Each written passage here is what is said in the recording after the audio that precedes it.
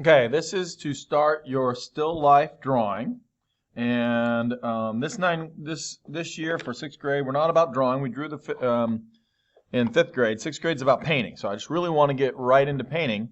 To solve that problem, I went ahead and photographed your letter. So you should have a letter. You're going to need to get that out. You're also going to need your construction paper, and you're going to need this photograph. Oh, and a piece of paper, a regular piece of paper. Okay, so the first thing that you want to do is tape your paper to the board, the smooth side of the board, not the rough side of the board. So let me do that really quick. Look at that. Perfect. Okay, so the next thing we're going to do, and if you remember from doing the face drawings, we need to get the back graphite. We're going to do a graphite transfer again. So I'm going to scribble on the back of this. I'm not going to do it on the paper, because you do that, you end up making marks on the paper. Not cool. So I'm going to set that aside, and I'm going to draw on the back.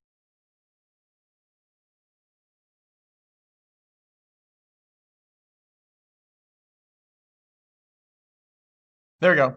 I got that done. And then I'm going to put this on the paper like this, and I'm going to put two pieces of tape here at the top, and that way I'm going to put, and put them at the farthest away you can. Don't put them in the middle, but one piece there, and then I can flip it up and look at it to see how I'm doing. Now, the couple things about this photograph. Number one, all of this junk in the background, you don't have to draw. The only thing I want you to draw is the construction paper, and let me get a color pencil here. I'm going to do it in blue. The edge of the paper. Now, if you have a orange construction paper, sometimes it's hard to see it on the table. So look very careful for it. It is there. It's on all of them. Okay. And there is a little bit of a shadow right here. If you look very carefully, sometimes I just make a couple lines like that, but that would be the construction paper. Now the object itself, you've got to think three-dimensionally, okay? You've got to think there's a front side and a top side and the side sides. So I'm going to draw the front side first, and this is some of the letters get a little more complicated. You might miss a line here and there, and that's why it's sometimes important to, as you go along, like I'll pick that up and look at that and say, I don't know if you can see that, but I can say, oh, that looks like the front part of the eye, and let me just keep it down low like this. And then the top part here, I'm going to draw that in. And by the way, some of my Edpuzzle videos, I have 3 objects in there. First 9 weeks, I thought I would do 3 objects, but I changed my mind.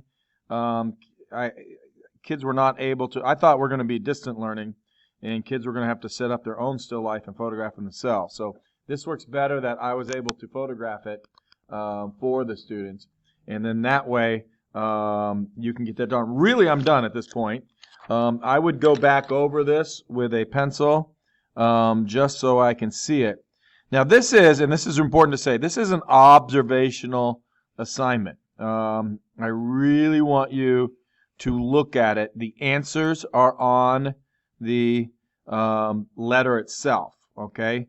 So I know in class this happens a lot. I talk about the formulas for painting the light part and the medium part and the dark part and the base part, things like that.